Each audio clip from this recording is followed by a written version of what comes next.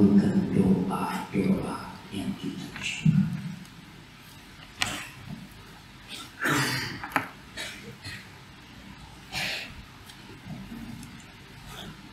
Allahumma shalli wa sallim wa zid wa barik wa an'im ala sayyidina wa maulana Muhammadin wa ala alihi wa ashabihi ajma'in.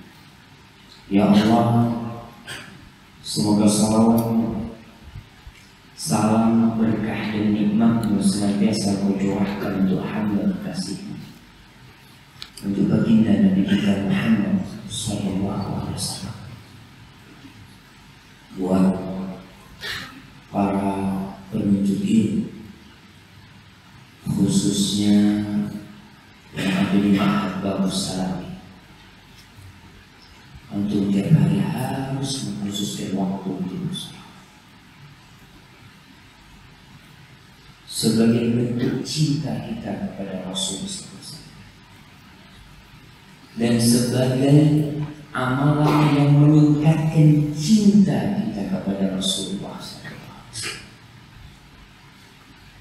Orang yang terbiasa bersolawat, dia akan hidup dalam dua kondisi. Segala kemudahan dihilangkan. Siapa yang tidak suntuk menghadapi kehidupannya? Siapa yang tidak sempit badannya melihat kondisi yang memprihatinkan? Permasalahan tak pernah berhenti. Allah, buat kita, keluarga kita, dakwah kita, maka dengan bersolawat kepada Rasulullah Sallallahu Alaihi Wasallam, beliau mengatakan tufaham salah satu segala kemudahan dihilang. Kemudian dalam kehidupan ini kita banyak dosa, nggak pernah berhenti berdosa. Tiap hari dosa-dosa itu kita lakukan, dan terkadang dosa itu menjadi rutinitas bagi kita. Dengan banyak bersalawat kepada Rasul SAW, beliau mengatakan, wa yaghfirullahu laka dzambaka, Allah akan ampuni dosa-dosa. Maka jangan bosan dan jangan malas untuk bersalawat kepada Rasulullah SAW. Amma ba'd, jamaah rahimakumullah, kita diperintahkan beramal, dan kita terus beramal. Kita sholat, kita datang ke masjid, kita berzikir, kita beristighfar. Ada orang yang bolak-balik berangkat haji, ada orang yang tiap tahunnya berangkat umrah 1, 2, 3 kali, puasa Ramadan, puasa Senin Kemis, ada yang puasa Daud. Tapi tahukah kita, ternyata ada orang yang beramal tapi hasilnya kosong. Gak ada.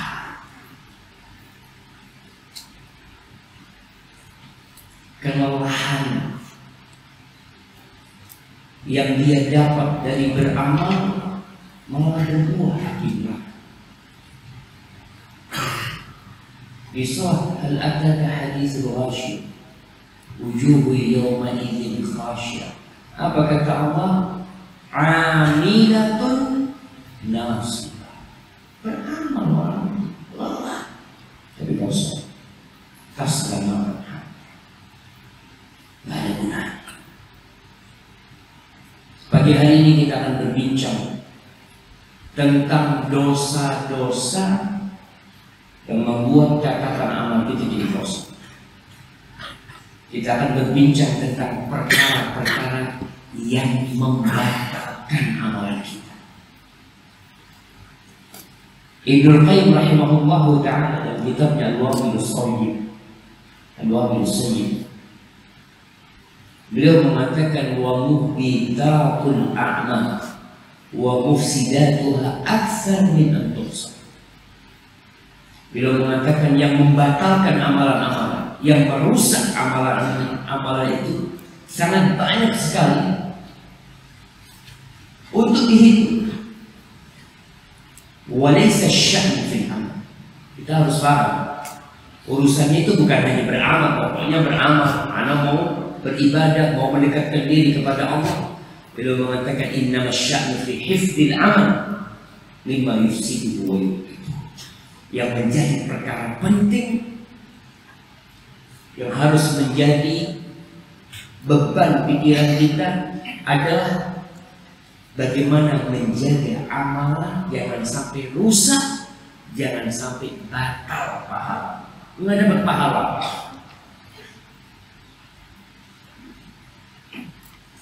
Kemudian beliau juga mengatakan mengetahui fama'rifatu ma yufsidul a'mal. Belajar, memahami perkara-perkara yang merusak amalan-amalan. Ketika amalan itu terjadi dan membatalkannya serta menggugurkan pahalanya setelah kita mengamalkan, adalah termasuk perkara yang sangat penting untuk dikaji. Apalagi orang yang sudah sepuh, yang sudah berumur, yang sudah banyak amalan, dan juga yang masih muda, yang dia akan terus beramal. Jangan sampai setelah 10 tahun beramal dia tahu, ya Allah, ternyata amalanku kosong. Nggak ada. Bahkan dosa yang dia dapat. Allah mengatakan, ya ayyuhalladzina amanu taqullaha wal tanzur nafsun ma qaddamat lighad. Wahai orang-orang yang beriman, bertakwalah kepada Allah dan hendaklah setiap jiwa melihat apa yang dia persiapkan untuk hari esok, apa yang dia perbuat untuk hari esok. Jadi jangan sampai antum berbuat banyak beramal, saya kosong, menyesal antum. Kita akan membahas beberapa, karena sebagaimana disebutkan Ibnu Qayyim, terlalu banyak untuk dikumpulin, apalagi waktu hanya sampai jam 6 dan semua lagi semua pada sekolah yang mau berangkat kerja. Tapi paling tidak beberapa bisa kita kaji. Yang pertama, syirik, kekufuran, murtad. Terkadang sebagian orang murtad nggak merasa. Maka orang yang seperti ini, kita semua setiap muslim perlu belajar nawahidul iman, belajar tentang perkara-perkara yang iman kita hilang. Orang menjadi murtad tapi nggak merasa. Allah berfirman di surah Al-Baqarah ayat 217, "Wa may yartadid minkum 'an dinihi fayamut wa huwa kafir." Barang siapa yang murtad di antara kalian dari agama, kemudian dia mati dalam kondisi kafir, fayamut wa huwa kafir, faulaika hafitat a'maluhum fid dunya wal akhirah. Itu orang itu batal semua amalan, gugur semua amalan. Kalau lahan dia sama sekali nggak ada guna di dunia dan di akhirat. Wa ulaika ashabun nar hum fiha. Mereka adalah penghuni neraka dan kekal. Allah berfirman pada Nabi, pada Rasulullah SAW. Subhanallah, ayat ini turun untuk memberikan peringatan kepada para sahabatnya dan kepada seluruh pengikutnya. Jangan hanya berpikir pokoknya beramal. perlu menjaga amal dari kesyirikan. Allah berfirman, "Walaqad uhiya ilaika wa ilal ladzina min qablika la in asyrakta la yahbatanna 'amaluka wa la takunanna minal khasirin." Allah mengatakan telah diwahyukan kepadamu, kepada Nabi sallallahu alaihi wasallam, dan kepada nabi-nabi sebelum engkau. Apa isi wahyunya? La in asyrakta, andai kata engkau melakukan kesyirikan. Nabi jemaah, wahasya ayyusyrika billah, nggak mungkin Nabi melakukan kesyirikan. Tapi ini peringatan buat kita, jangan meremehkan kesyirikan. Banyak orang-orang yang merasa Islam, yang merasa imam, yang berangkat haji bolak-balik, padahal dia melakukan sebuah tindakan kesyirikan, tapi dia menganggapnya remeh. La yahbatanna 'amal. Semua ibadah hukum, haji yang dia mungkin 7 kali berangkat haji, kosong, gugur semua amalan. Kemudian wala takunanna minal khasirin, niscaya engkau akan menjadi orang-orang yang merugi. Rasulullah SAW tidak pernah berhenti memperingatkan para sahabatnya dari kesyirikan dan dari perkara-perkara yang mengantarkan kepada kesyirikan. 5 hari sebelum beliau meninggal dunia, Ummu Salamah menceritakan tentang tempat peribadatan orang-orang Nasara yang ada di Habasyah. Di situ ada gambar-gambar, di situ ada patung-patung. Bagaimana tempat ibadah mereka diisi kuburan. Kata Nabi alaihi salatu wassalam, "Ulaika syirarul khalqi 'indallah." Mereka adalah manusia yang terburuk di antara ciptaan Allah.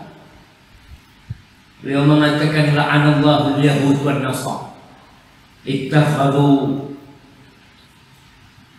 Allah melaknat orang-orang Yahudi dan Nasrani. Ittakhadhu qubur anbiya'ihim masajid. Mereka menjadikan kuburan nabi-nabi mereka sebagai tempat peribadatan. Masjid. Nabi bercerita kepada Ummu Salamah ketika itu, mereka itu kalau ada yang mati, digambar, dilukis di mana, terus ditaruh gambar-gambar itu di tempat peribadatan mereka. Itu 5 hari sebelum meninggal dunia SAW. Ketika ada seorang sahabat mengatakan, "Masya Allah wa syi'ta." Terserah Allah dan terserah Tuhan. Apa kata Nabi SAW? "Aj'altani lillahi niddan." Apakah engkau menjadikan aku sebagai sekutu buat Allah? Sallallahu alaihi wasallam. Jamaah, siapapun yang melakukan kesyirikan, siapapun, maka amalannya sama. Di surah Az-Zumar ayat 65, ketika Allah menceritakan nabi-nabi utusan, lalu Allah mengatakan, "Walau asyraku la habita anhum ma kanu ya'malun." Andai kata mereka berbuat kesyirikan, dan tidak mungkin para nabi melakukan kesyirikan. Tapi andai kata mereka melakukan kesyirikan, la habita anhum ma kanu ya'malun, semua amalan gugur.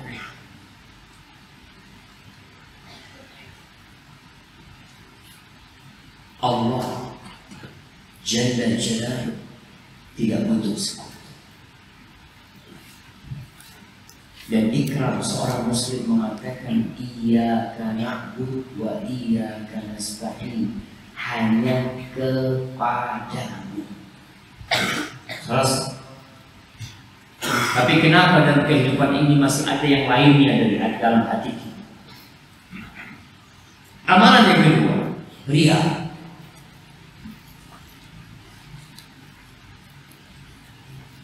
Telah banyak ayat-ayat, telah banyak hadis-hadis dari Rasul Sallallahu Alaihi Wasallam yang mewanti-wanti kita dari ria. Apa ria? Ria itu ria. Beramal bukan untuk Allah. Sholat, memperindah sholatnya dia karena dia Allah mengatakan fawailul lil musallin, celaka buat orang-orang yang sholat. Subhanallah. Sebagian masyarakat awam itu mengatakan sudahlah, nggak perlu membahas tentang sholat yang harus begini begitu. Yang penting kan sholat. Yang dibicarakan tuh yang nggak ke masjid, yang nggak sholat tuh. Kenapa masih berbicara tentang sholat itu?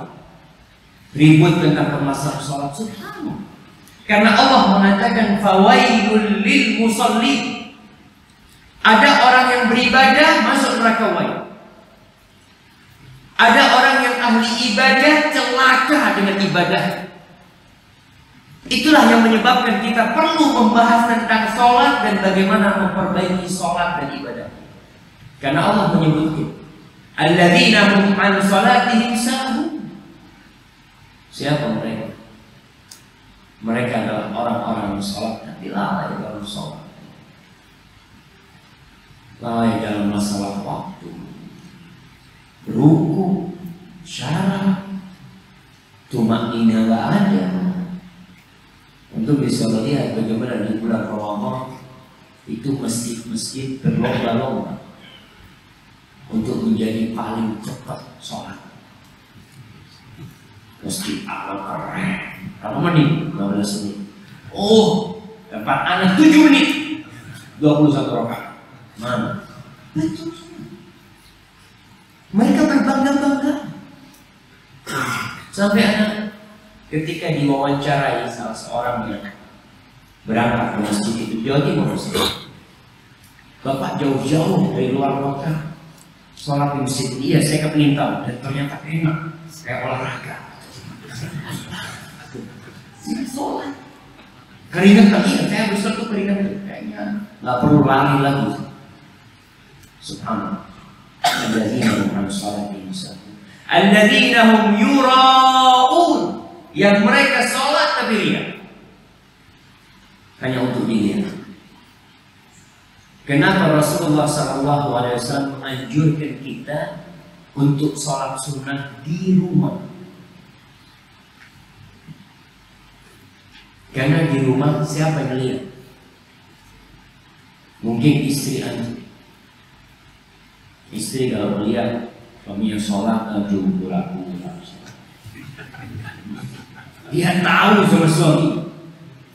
Tapi paling tidak nggak banyak orang yang melihat. Namun kalau di masjid, masya Allah, kadang-kadang kita riak itu kepada orang yang kita tidak kenal. Nggak kenal sama orang itu, yang penting ada orang. Kemudian ketika melihat orang ini noleh, tambah khusyuk karena ditolak sama orang itu. Allah Jalla Jalaluhu berfirman di surah Al-Baqarah ayat 264, ya ayyuhalladzina la tubtilu sadaqatikum bil manni wal adh. Wahai orang-orang yang beriman, kalian jangan membatalkan pahala sedekah kalian dengan mengungkit-ungkit dan dengan menyabi. Kalladzi yunfiqu malahu ria'an nas. Seperti orang yang berinfak, bersedekah ria'an nas. Ria ingin dilihat orang. Batal, nggak ada pahalanya. Subhanallah. Allah katakan wala yu'minu billahi wal yawmil akhir. Dan dia tidak beriman kepada Allah dan hari akhir. Famathalu, orang yang sedekah ria ini Kamasali safwanin alaihi turab, seperti batu padas, batu yang lembut, halus, apa istilahnya, mulus. Nah, antum tahu bahasa Arab yang mulus itu apa? Mulus itu bahasa Arab amulas. Bisa amulas jadi mulus. Nah, jadi yang tidak ada apa.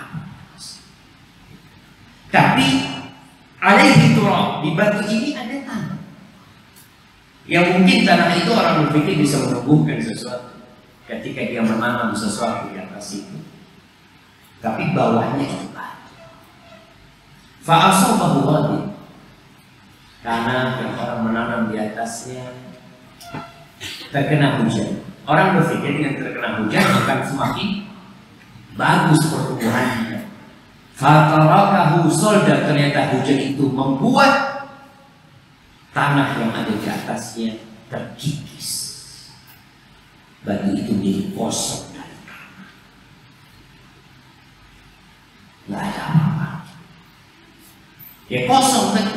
Ya bersedekah, beramal, gara-gara ria, nol. La yaqdiruna ala syai'in mimma kasabu, nggak bisa dia mendapatkan pahala dari apa yang mereka kerjakan. Karena selesai.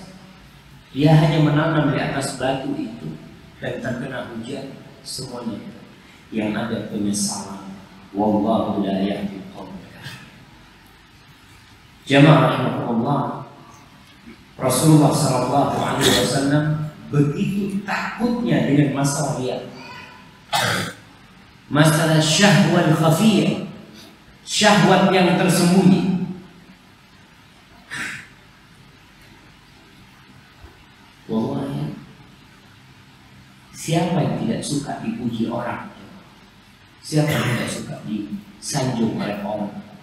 Dan siapa yang tidak sakit hatinya ketika dicela dan dibully oleh manusia? Hanya orang-orang yang ikhlas beramal lillahi ta'ala. Pujian orang, celaan orang buat dia yang ada urusan. Rasulullah sallallahu alaihi wasallam mengatakan, inna akhwafa ma akhafu alaikum asyirk al-asghar. Sesungguhnya sesuatu yang paling aku takutkan itu adalah syirik yang kecil. Karena tersembunyi buat kita.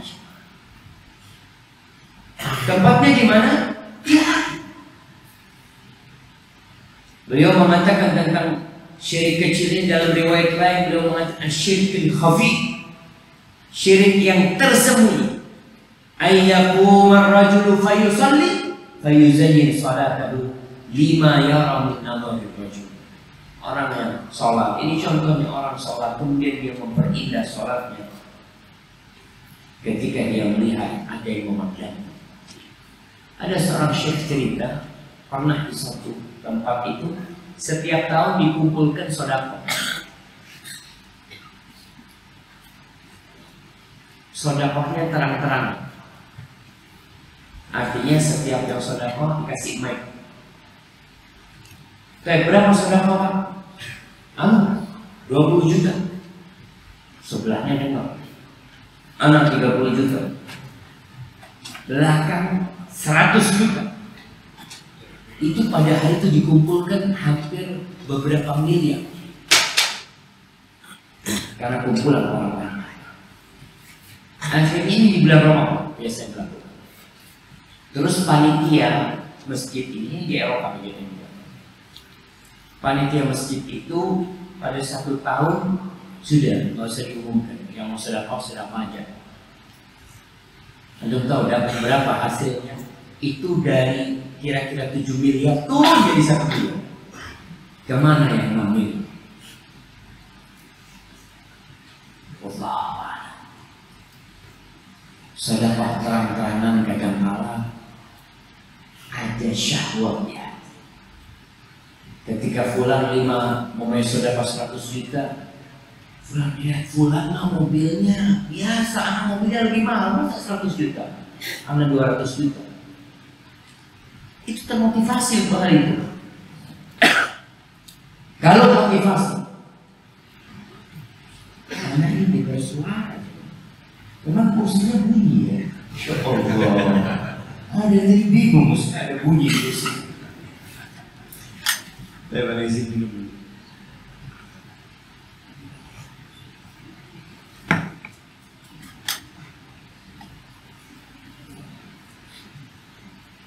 Sampai mana ini? Ya, kursinya tidak punya dengan sampai mana? 200 juta. Ya, 200 juta selesai. Dan orang-orang seperti itu akan mendapatkan imbalan dari amal mereka di dunia. Mereka kepingin apa? Pujian, dapat pujian. Ingin disanjung orang. Oleh karena itu kelak di akhirat orang yang riya ini nggak dapat apa-apa sama sekali. Dalam hadis Abu Hurairah, hadis Muslim Tirmidzi, Rasulullah Shallallahu Alaihi Wasallam mengatakan, Inna awwala man tusa'ar bihin nar yaum al-qiyamah salat. Kita tahu hadis dan kita perlu mendengar kembali.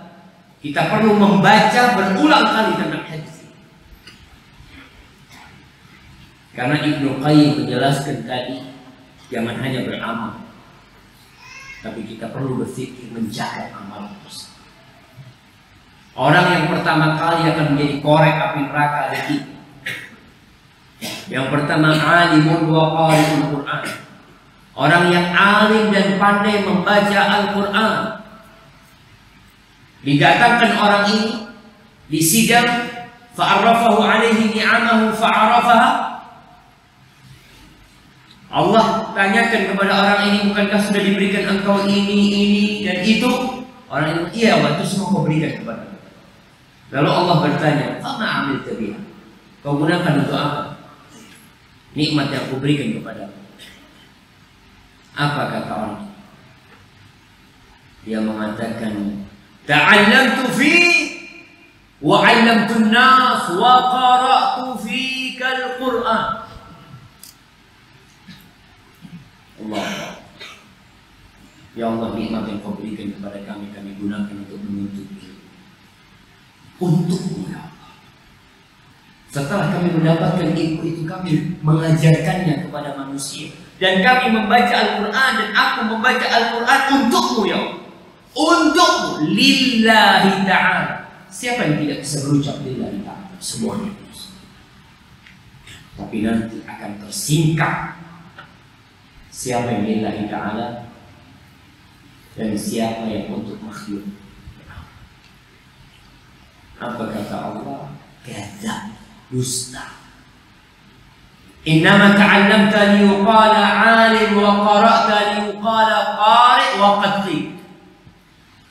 Engkau selama ini belajar, ngajar hanya untuk mendapatkan sebutan orang yang alim, orang yang pandai, ustaz, syekh kabir, apalagi ucapan kiai, tuan guru, buya.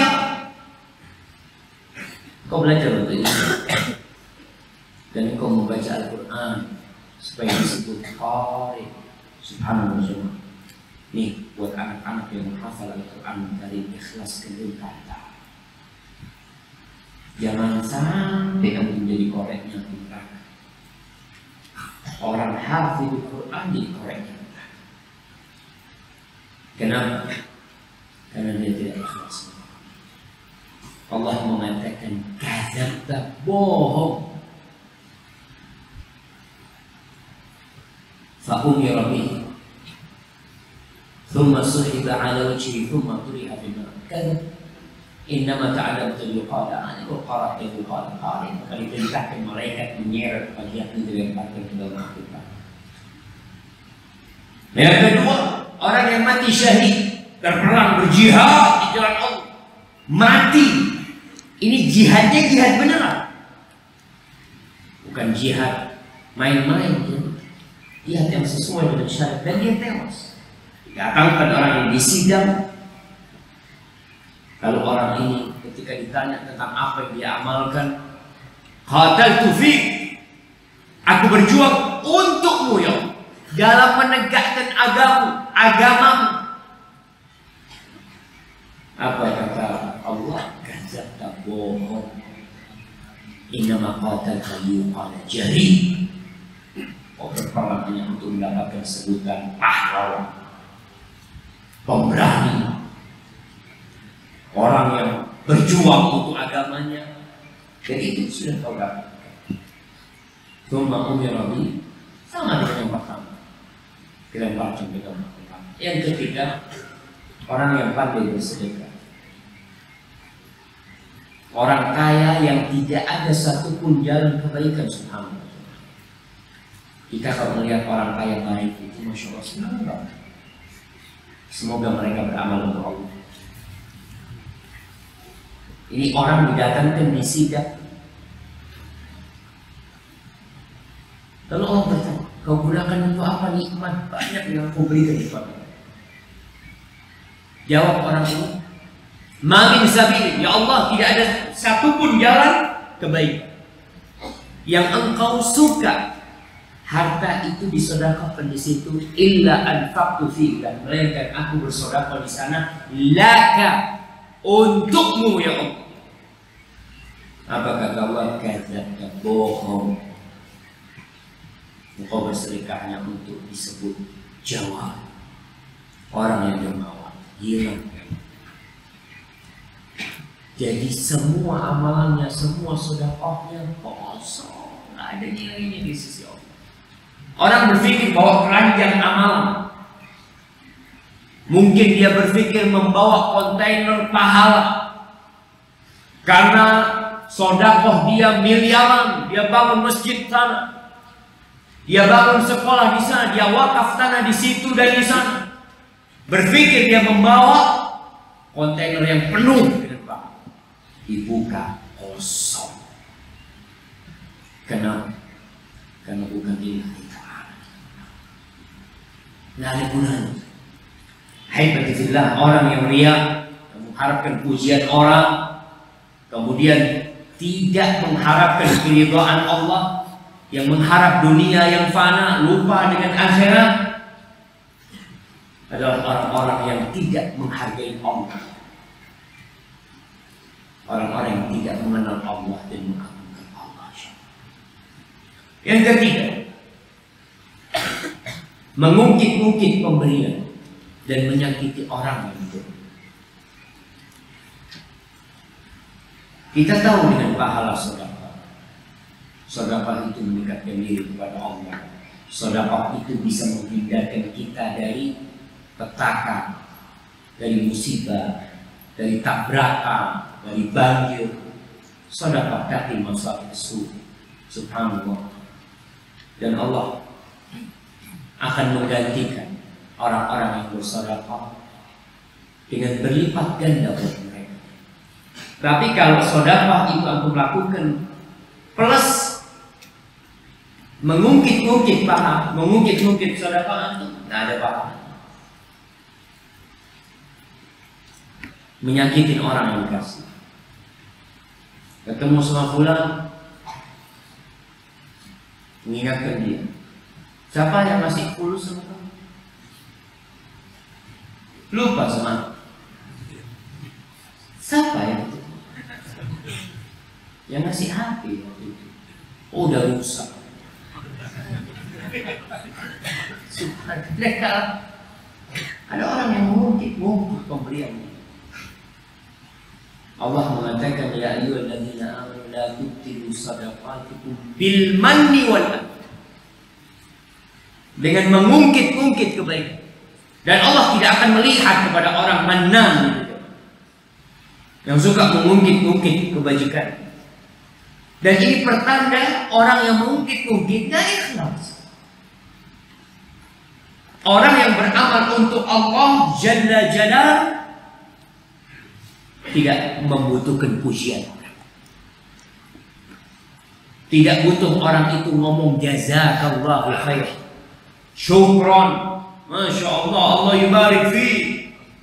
Nyabut. Karena dia beramal. Tapi orang yang beramal bukan untuk Allah, menunggu pujian. Ketika pujian tidak datang, sakit hati. Bahkan mungkin dia panggil doa, kemudian dikasih. Afwan ya, ana bukan mau mengungkit-ungkit, tapi ana ingin mengingatkan kepada hadis Rasul SAW. Man sana'a ilaikum ma'rufan fakafi'u. Barang siapa yang berbuat baik kepada kalian, hendaklah kalian balas. Kalau tidak mendapatkan, memiliki sesuatu untuk membalas, faqulu jazakallahu khairan. Engkau paling tidak ngomong sama anak jazakallahu khairan. Dia menyampaikan hadis, padahal dia yang mengungkit kebaikan. Allah bercerita di surah Al-Insan tentang bagaimana penghuni surga. Allah mengatakan wa yut'imuna ta'ama 'ala hubbihi miskinan wa yatiman wa asira. Untuk penghuni surga dalam kehidupan dunia biasa berbagi. Di antaranya berbagi makanan mereka. Kepada siapa? Kepada orang miskin, kepada anak yatim, kepada para tawanan. Padahal mereka cinta dengan harta.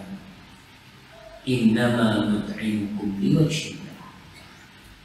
Yang mereka yakini, yang mereka katakan dalam hati mereka, bahwa kami memberi makan kalian adalah untuk Allah. La nuridu minkum jazaa'an wa la syukur.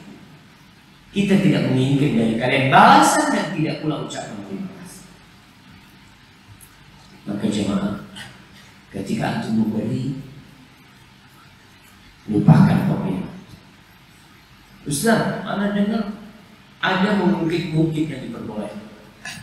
Hukum asalnya mengungkit-ungkit tidak diperbolehkan. Tapi Ibn Hazm rahmatullah alaihi menjelaskan, ada kondisi orang mengungkit perbuatannya untuk memperbaiki orang lain. Orang tua sebenarnya tidak boleh mengungkit-ungkit pemberiannya kepada anak, apalagi kalau itu kewajiban dia sebagai orang tua. Tapi dalam kondisi itu orang yang dikasih kebaikan berbuat buruk terus, maka terkadang diperbolehkan mengungkit demi memperbaiki. Demi memperbaiki. Tujuannya mengungkit bukan untuk menyakiti. Mamai anak udah dibelikan ini, dibelikan itu, nggak berbakti sama orang tuanya, kurang ajar.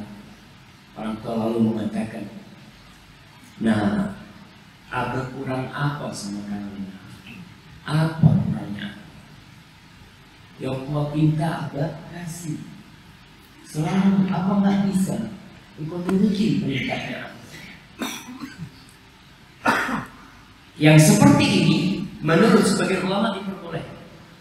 Mereka berdalil dengan kejadian Rasulullah SAW ketika perang Hunain, di mana Rasulullah SAW mengungkit kebaikannya kepada para sahabat Ansar ketika mereka ada sedikit gak enak di hati mereka. Bukankah aku telah mendatangi kalian dalam kondisi kalian tersesat? Allah kasih hidayah buat kalian semua. Aku datang kepada kalian dalam kondisi kalian bercerai berai, kemudian dikumpulkan kalian gara-gara aku oleh Allah Subhanahu wa Ta'ala. Itu mungkin untuk memperbaiki, bukan untuk menyakiti. Itu menurut sebagian ulama diperbolehkan. Tapi pada hukum dasarnya nggak boleh. Orang tua pun nggak boleh, kecuali tadi dalam kondisi untuk memperbaiki. Baik, yang keempat, meninggalkan sholat asar.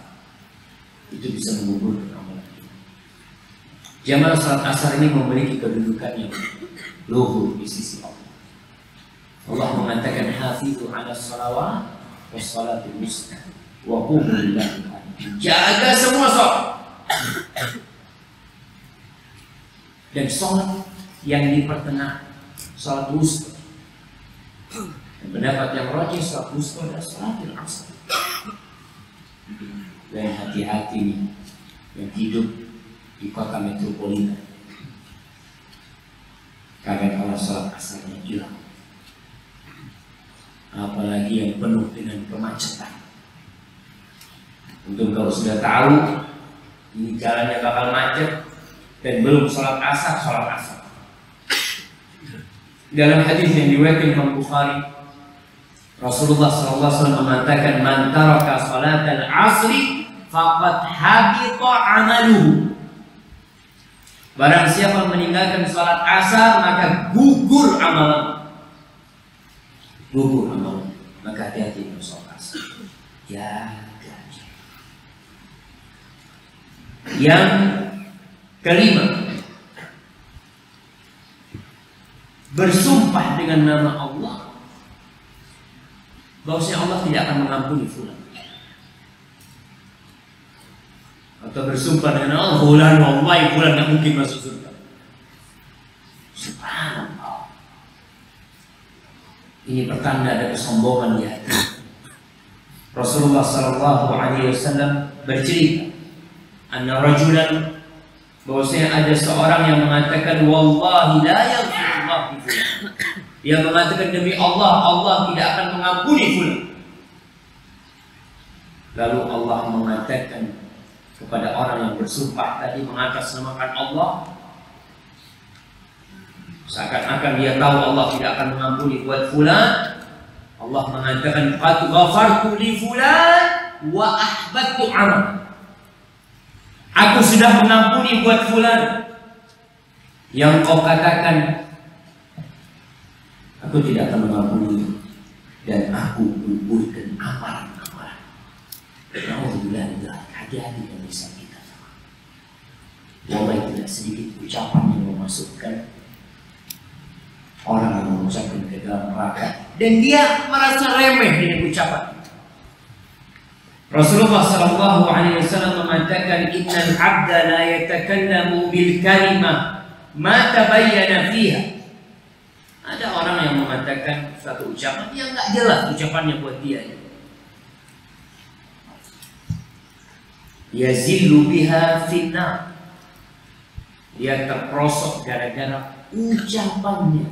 Allah, mungkin orang ini adalah orang yang soleh, haji berulang kali, pandai membaca Al-Quran Karim, banyak hafalan hadisnya, tapi gara-gara dia sombong, meremehkan orang lain, ditambah lagi tadi bersumpah Allah tidak akan mengampuni buat fulan, maka orang itu bisa masuk ke dalam api neraka gara-gara ucapan. Nih, gara-gara ucapan Rasul SAW mengatakan orang ini bisa terprosok ke dalam neraka ab'ad ma bainal masyriq wal maghrib, yang jaraknya lebih jauh dari timur dan barat. Alhamdulillah. Hati-hati dengan ucapan dan lisan. Yang keenam, menentang Rasul SAW. Menentang Rasul, baik dengan ucapan atau dengan perbuatan.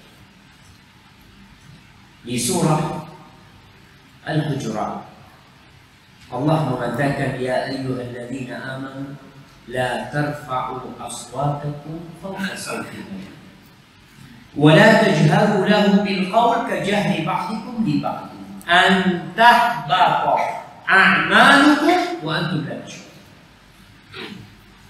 Wahai orang-orang yang beriman, kalian jangan mengangkat suara kalian di atas suara Nabi.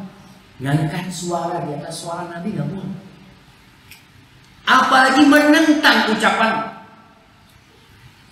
mengatakan oh nggak relevan, udah ucapan Nabi itu udah ketinggalan zaman, itu udah musim pakai.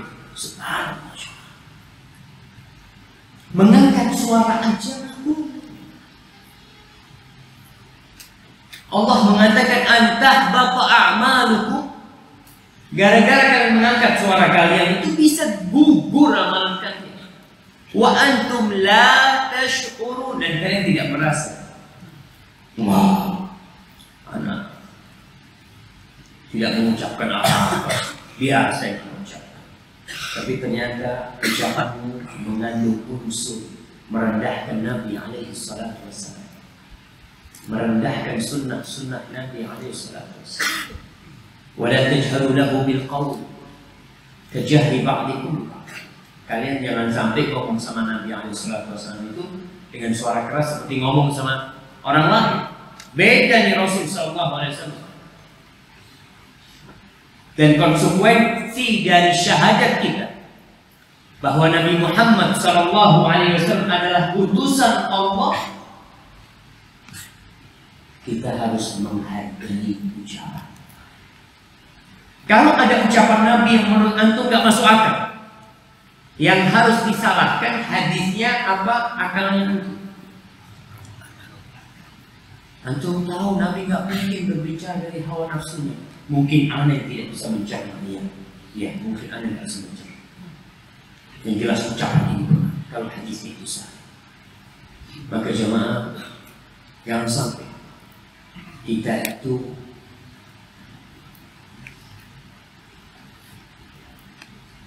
menjadikan ucapan ustaz kita, ucapan syekh kita lebih utama daripada ucapan Rasul SAW. Orang yang fanatik, ta'assub kepada guru, kepada kelompok, itu akan menjadikan hadis Rasul SAW tidak diterima kalau bertentangan dengan ucapan guru. Sampai ada ya di masa fanatisme madhab, tentu bisa tahu madhab-madhab ketika mereka fanatik, sebagian di antara mereka tidak mau sholat di madhab yang lain. Sampai ada yang mengatakan idza khalafa al-hadits qaula Rasulullah sallallahu alaihi wasallam fa huwa dha'if.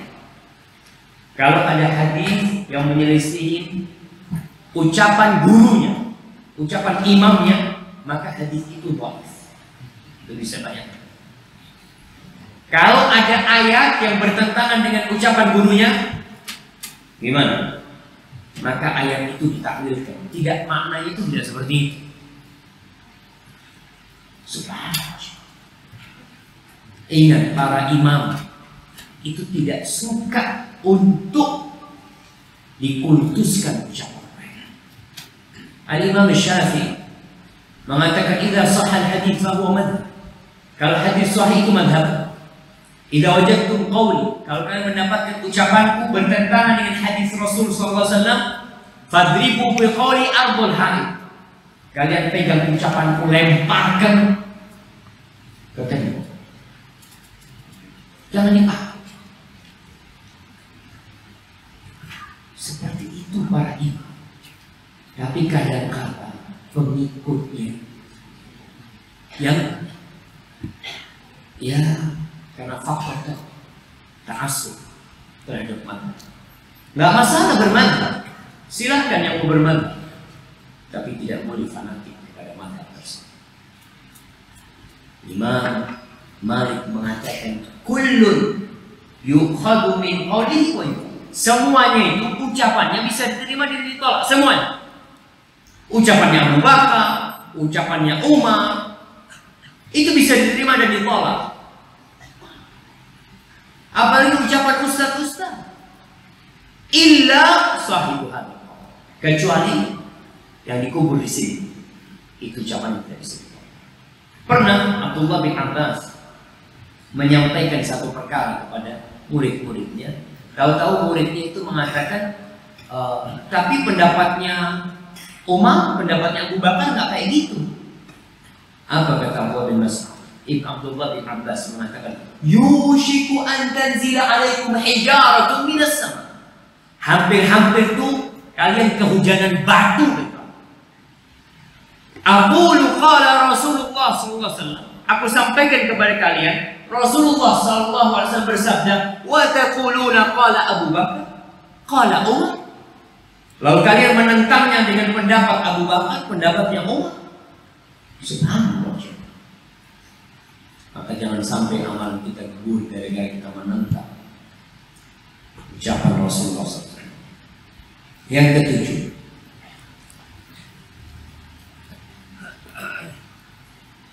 melakukan dosa-dosa, melanggar batasan-batasan Allah dalam permisi sendiri.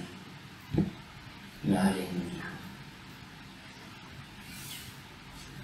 Dalam hadis Thawban radhiyallahu ta'ala, Rasulullah SAW mengatakan, la a'lamanna aqwaman min ummati ya'tuna yawmal qiyamah bihasanatin amsal al-jibal.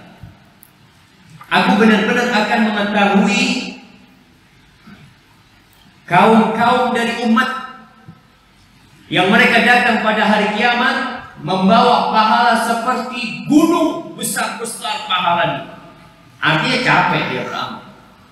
Fayaj'aluha Allah azza wa jalla haba'an manthura. Lalu Allah jadikan amalan itu seperti debu yang berterbangan. Nggak ada pahala.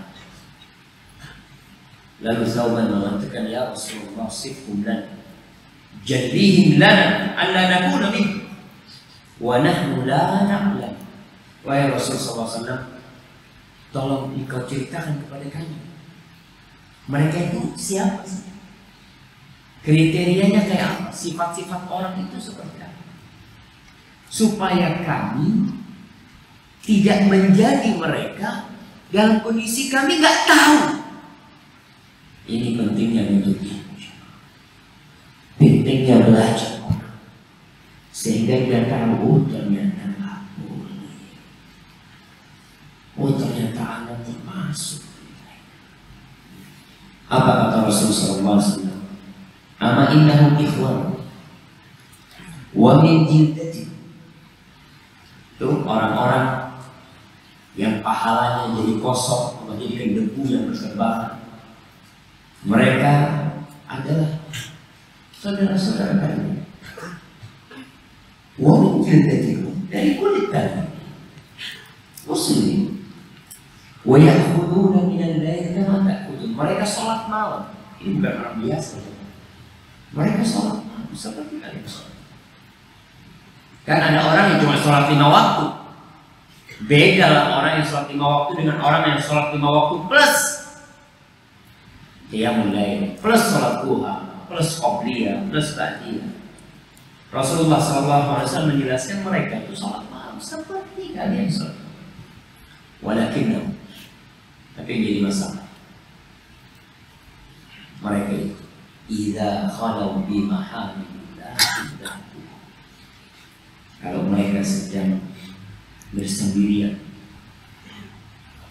dengan hal-hal yang diharamkan oleh Allah, mereka langgar.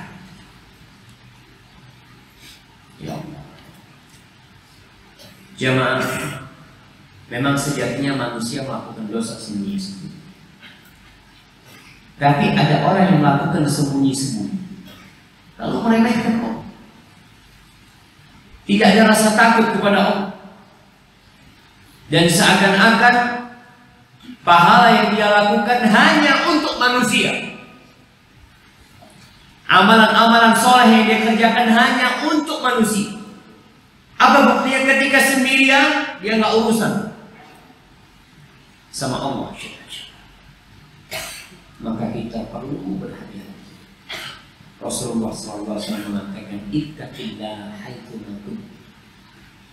Bertakwalah kepada Allah dimanapun kau berada. Semoga Allah memberikan kekuatan kepada kita untuk menjaga Allah ketika sendiri. Rasulullah SAW mengatakan, ihfazillah.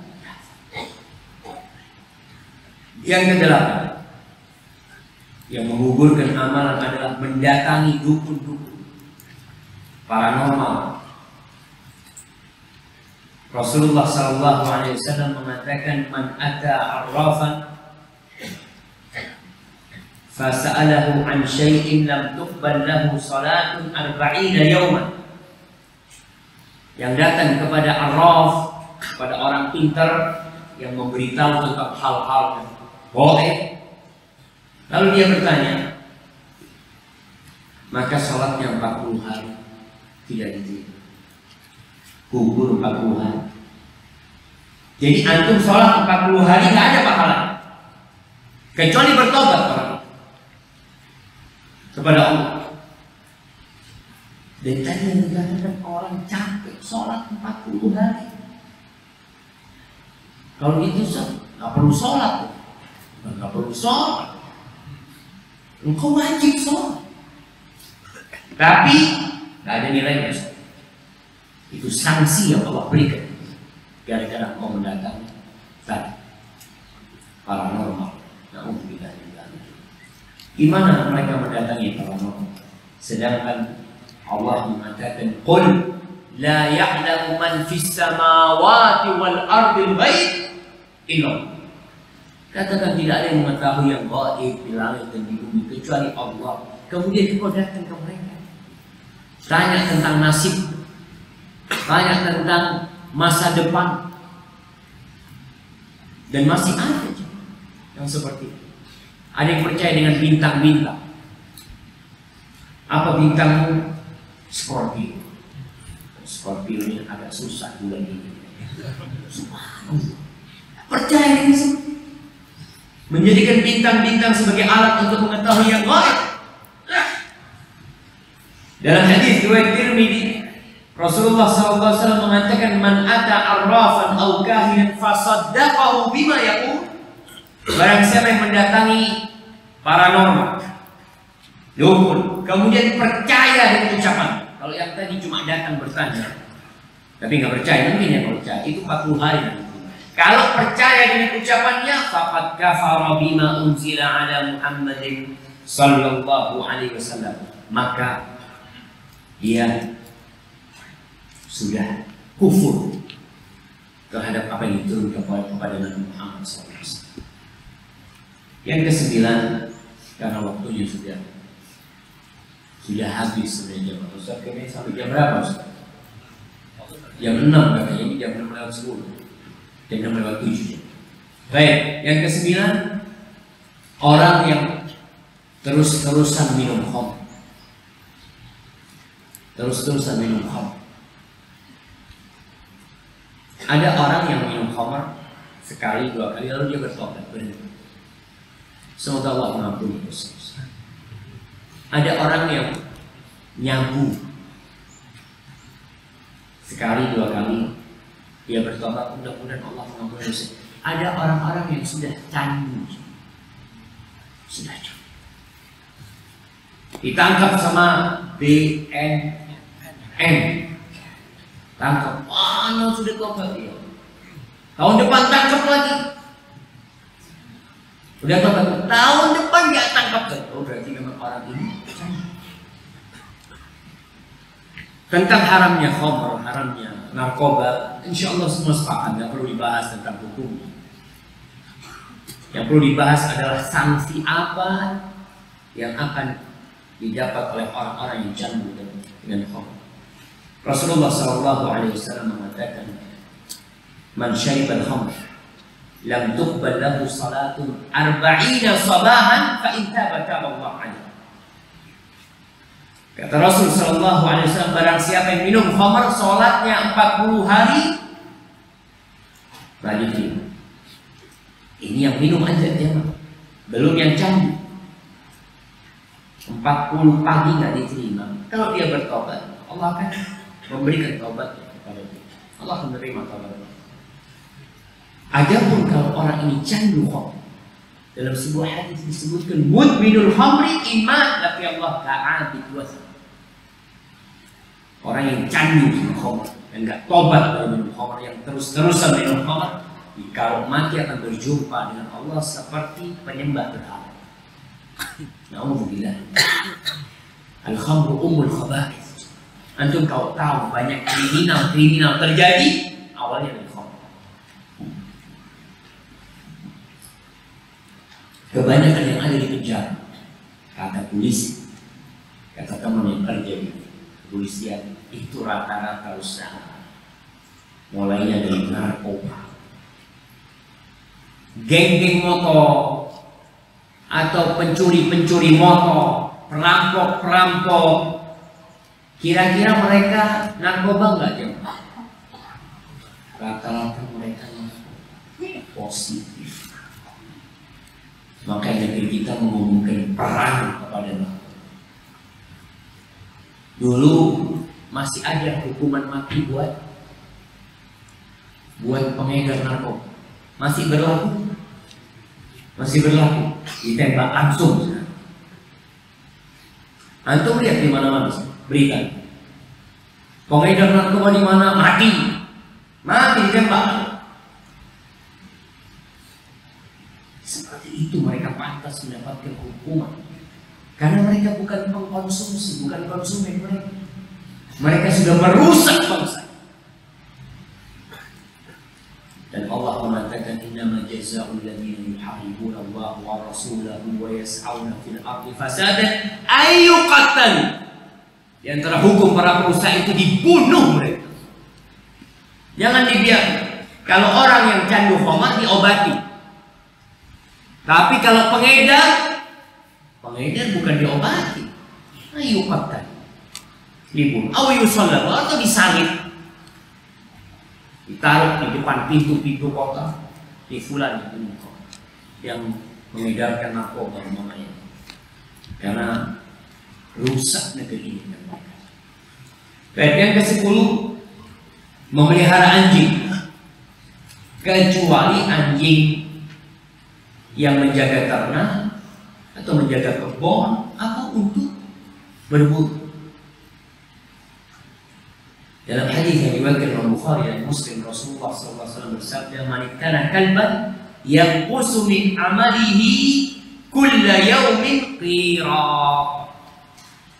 Barang siapa yang piara anjing,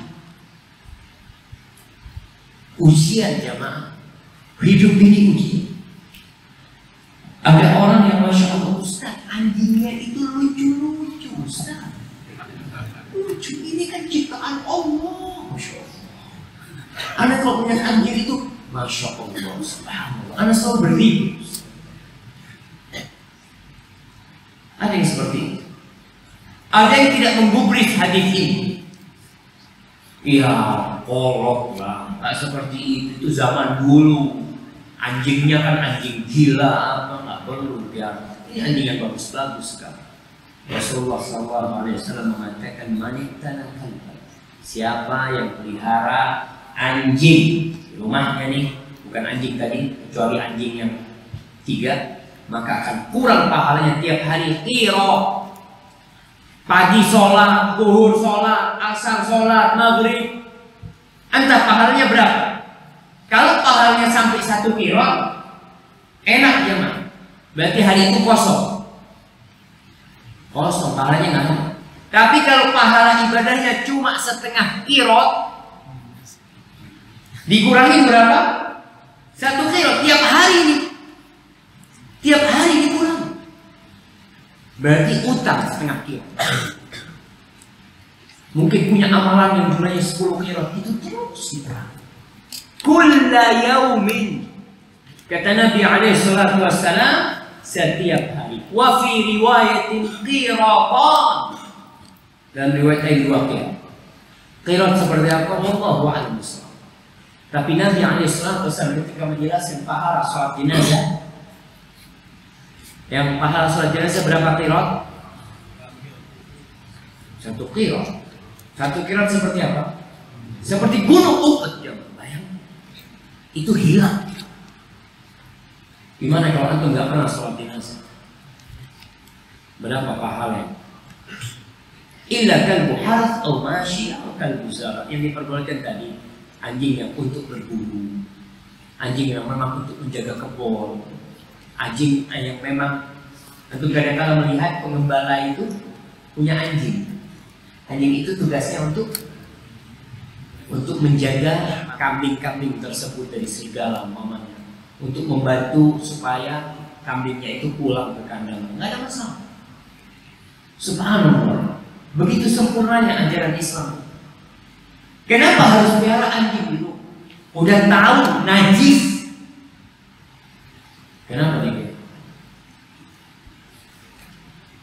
Para ulama menjelaskan di antara sebab kenapa dikurangi pahalanya, karena malaikat nggak masuk ke rumah yang di dalamnya ada kunci, nggak masuk. Baik, yang ke-11, berbuat bid'ah dalam agama dan urusan agama, mengada-ngada dalam agama Rasul SAW, baik itu akidah, keyakinan, seperti keyakinan kelompok Jahmiyah, kelompok Murji'ah, kelompok Mu'tazilah, kelompok Khawarij, atau amaliyah. Rasulullah sallallahu alaihi wasallam mengatakan, man ahdatsa fi amrina hadza ma laysa minhu fahuwa radd. Barang siapa yang mengada-ngada dalam urusan kami ini yang bukan dari agama kita, maka akan tertolak. Dalam riwayat lain, man amila amalan laysa alaihi amruna fahuwa radd. Barang siapa mengamalkan satu amalan yang tidak ada tuntunannya dari kami, maka akan tertolak. Akhirnya nggak dapat pahala, ditolak. Udah beramal, capek, ternyata tidak ada pahalanya. Wallahu a'lam bishawab. Masih banyak sebenarnya, tapi aku bisa kaji masalah itu dan terus dipelajari tentang amalan-amalan yang menunjukkan pahala kita supaya kita tidak merugi. Baik, kita masuk ke sesi tanya jawab. Ini ada pertanyaan, bagaimana cara Anda berdoa agar diterima dan tidak kosong, dan doa seperti apa agar keluar dari kesulitan? Subhanallah. Ia berkaitan dengan doa. Allah berjanji, "Ud'uni astajib lakum." Itu janji Allah.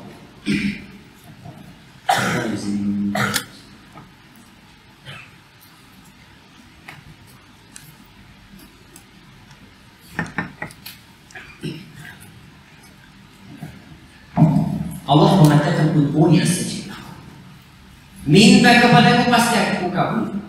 Tapi ternyata ada syarat-syarat dan ada penghalang-penghalangnya doa. Di antara yang menyebabkan doa ditolak, tidak dikabulkan, ketika isi doa dosa, meminta diputuskan silaturahim, atau hatinya tidak hadir ketika membaca doa. Kita seringkali membaca doa. Baca doa, Rabbana atina fid dunya hasanah wa fil akhirati hasanah wa qina adzabannar. Kalau antum membaca doa itu tanpa hadir hati antum, padahal itu doa satu jagat. Antum kalau minta sesuatu yang kecil, hadir hati. Masya Allah, minta berangkat umroh. Ya Allah, izinkan hamba kepingin ke rumah. Selesai doa dengan penuh kehusyuan, azza Rabbana atina fid dunya hasanah wa fil akhirati hasanah. Enggak hadir hatinya. La yastajibullah du'aan min qalbin lahin ghafil. Kata Nabi SAW, Allah tidak akan mengabulkan doa dari hati yang lalai, lengah, enggak hadir hatinya. Maka hadirkan hati ketika berdoa. Dan di antara yang membuatkan doa akan dikabulkan, makan yang halal. Sehingga antum minta diselesaikan dari permasalahan, tidak selesai-selesai. Ada pun doa dari kesulitan, bacalah doanya Nabi Yunus alaihissalam.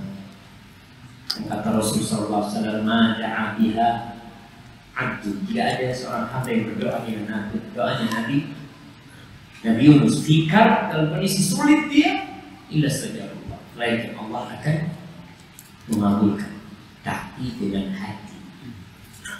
La ilaha illa anta subhanaka inni kuntu minadh dhalimin. Kabulkan.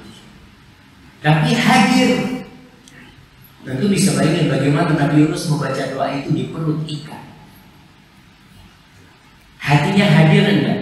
Jelas apalagi dia seorang nabi. Memang kita biasanya kalau susah banget hatinya hadir. Kalau lagi nggak susah biasa-biasa aja. Ustaz, bagaimana hukumnya orang yang kecanduan rokok?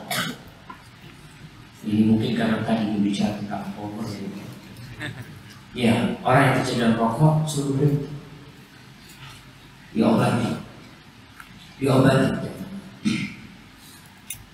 Allahu Akbar. Negeri ini memang surganya rokok. Surganya rokok. Antum kalau tahu iklan di mana-mana, yang paling banyak iklannya apa? Iklannya rokok. Terus gimana? Negeri ini juga memerangi rokok, tapi belum sepenuh. Mudah-mudahan ke depan rokok itu benar-benar bisa dihilangkan dari negeri ini karena berpenyakit, berbahaya, dapat membunuh. Disebutkan rokok membunuh, tapi iklannya, Anda pernah melihat iklannya rokok orang mati? Pernah melihat iklan orang rokok sekarang gitu, akhirnya orang takut merokok? Nggak ada. Kenapa anak katakan tadi separuh-separuh mengurangi rokok? Karena ditulis di bawah rokok membunuhmu, iklannya Masya Allah, orangnya gagah-gagah gitu, bisa loncat dari gunung, bisa apa?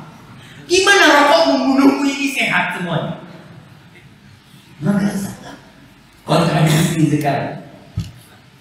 Tapi mudah-mudahan Ustaz, apa benar sholawat itu bid'ah? Astagfirullah. Wallahi syarah. Gimana benar sholawat itu bid'ah? Itu perintah Allah. Allah mengatakan innallaha wa malaikatahu yusalluna 'alan nabi ya ayyuhalladzina amanu sallu 'alaihi wa sallimu taslima. Sesungguhnya Allah dan para malaikatnya bersolawat buat Nabi. Wahai orang-orang yang beriman, bersolawatlah kepada Nabi dan bersalamlah kalian kepada Nabi. Subhanallah. Cuma yang perlu dibicarakan adalah bagaimana kita memperbanyak sholawat sesuai dengan yang diajarkan Rasulullah SAW. Apakah kita bersolawat sambil berjoget? Enggak lah. Salawat penuh dengan kekhusyuan. Salawat menghadirkan bagaimana kebaikan Rasul Sallallahu Alaihi Wasallam. Salawat dengan menghadirkan ingin berjumpa dengan Nabi Alaihi Wasallam. Dan salawat tidak kenal waktu dan masa dan tempat, tapi ada waktu-waktu yang sangat mulia untuk bersalawat. Di antaranya setelah azan, di antaranya pada hari Jumat. Beliau alaihissalatu wassalam mengatakan fa'akthiru fi minas salati alaihi. Banyak-banyak kalian bersalawat pada hari Jumat. Jadi salawat itu bukan acara ya. Acara bukan. Salawat itu adalah ungkapan cinta kita kepada Rasulullah SAW. Maka mungkin kalau pertanyaan bid'ah, mungkin ada beberapa cara yang tidak sesuai dengan sunnah. Dan itu yang perlu dihindari. Kita banyak-banyak bersalawat kepada Nabi SAW. Berapa kali bersalawat? 1000 kali untuk salawat.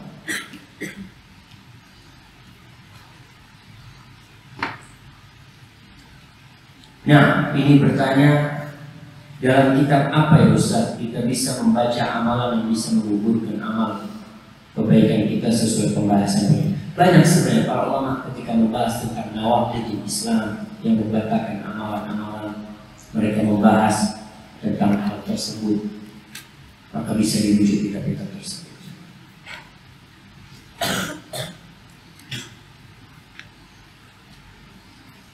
Nah, jika di suatu negeri sudah diterapkan hukum Islam, ketika hukum potong tangan jika mencuri, apakah di akhirat dosanya dosa-dosa kita diampuni? Nah, apabila dia melakukan perbuatan dosa kemudian ditegakkan hudud buat dia, maka selesai dosa. Seperti orang yang berzina kemudian dia dihukum rajam, selesai hukum zinanya. Tapi bagaimana yang tidak ditegakkan hukum rajam? Apakah bisa dihapuskan dosanya? Bisa, tapi dengan taubat, dengan bertobat kepada Allah Subhanahu wa Ta'ala. Maka orang yang naudzubillah di negeri kita perzinahan merajalela, ya Allah, Sungguh berbahagia orang-orang yang sudah meninggal dunia, yang tidak melihat fitnah yang terjadi sekarang. Rasulullah SAW mengajarkan sebuah doa. Allah mengajarkan kepada Nabi sebuah doa. Idza shallaita faqul, kalau kau salat maka bacalah doa ini. Allahumma inni as'aluka fi'lal khairat wa tarkal munkarat wa hubbal masakin wa an taghfira li wa tarhamni wa idza aradta bi'ibadika fitnatan faqbitni ilaika ghairu mafsud. Ya Allah, kalau engkau hendak memberikan fitnah kepada hamba-hamba-Mu, maka cabutlah nyawaku dalam kondisi tidak terfitnah. Wallahi takut jemaah dengan fitnah anak-anak kecil berzina. Alhamdulillah. Anda masih ingat kejadian di Jawa Timur sana? Bagaimana 13 anak, 13 anak memperkosa seorang perempuan umurnya 14 tahun perempuan. Yang memperkosa ini anak-anak SD SMP. Fitnah yang tidak terbayangkan.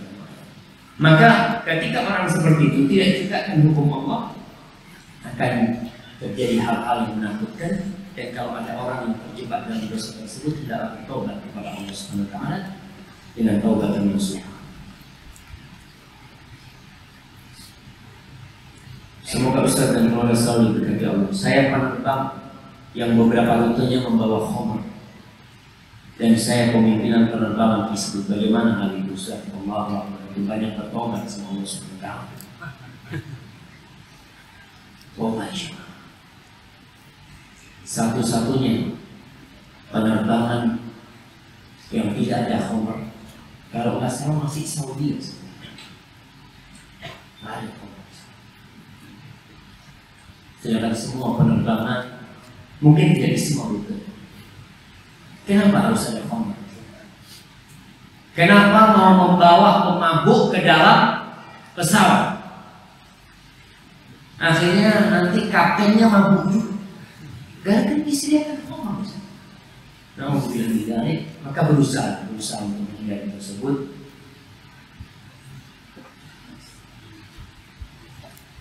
Jika orang hanya melihat orang yang atraksi uji kekebalan tubuh, apakah masuk hadis yang tadi?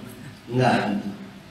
Karena arraf itu adalah orang yang mengabarkan kabar-kabar yang gaib. Ada ketika antum dan atraksi orang yang kebal, antum baca ayat kursi dan tinggalkan tempat itu. Karena syaitan itu menggunakan mereka dan mereka mengatakan, wah ini ilmu putih. Namun bila tidak. Dulu ketika anak kelas 2 di pondok, pesantren kita ya tidak terlalu mengenal semua. Kita pernah belajar jemaah ilmu kebal, bukan pesantren sebenarnya, di kampung. Itu sama gurunya, kiai guru.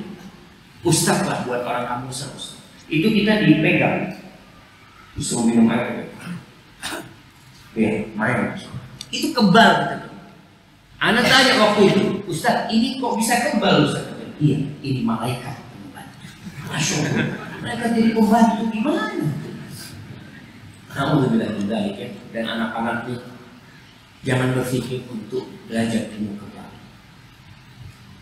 Seperti yang atraksi dilindas sama truk apa-apa, dibakar nggak apa-apa. Rasulullah SAW itu terluka, giginya patah. SAW. Hamzah kebal, mati Hamzah. Dilempar tombak sama Wahsy, mati. Radhiyallahu ta'ala anhu, dan dia menjadi sayyidul syuhada. Dan lihat sahabat-sahabat Nabi yang tewas. Apa mereka dibekali ilmu kebal sama Nabi SAW? Sebelum perang Uhud, siap-siap semua, berdiri, minum air ini. Nggak ada kejadian itu supaya kebal itu nggak meninggal para sahabat, 70 yang meninggal. Padahal kondisi itu sangat membutuhkan jumlah para sahabat yang banyak. Jumlah mereka sedikit, tapi nggak ada.